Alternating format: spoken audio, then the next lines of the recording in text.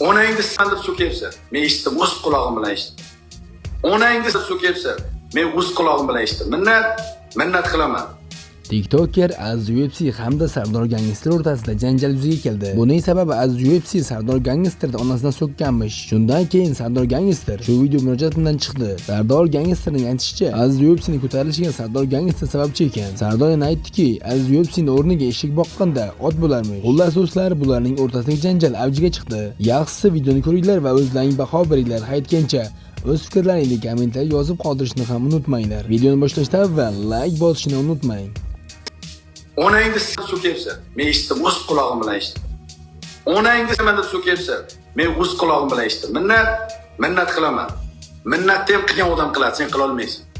Men bularga bergan mehnatim, men bularga bergan vaqtim, men bularga bergan umrim, men bularga bergan e'tiborimni bitta eshakka bersaydim, bitta eshakka. Eshak lekin menga onasi sifatida xiyonat qilmaydi. O'sha eshak ot bo'lsa bo'laydi, lekin menga xiyonat qilmaydi.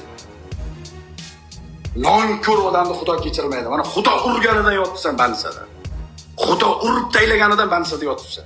Xudo urib tayladi sen. Seni Xudo urdi. Xudoga shukr qilgin, meni ko'nglim yana ham og'rimasin.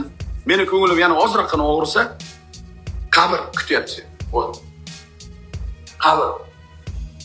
2 metr qabr. Bu tomoni qabr. Bu oxiri shu. Oxiri shu.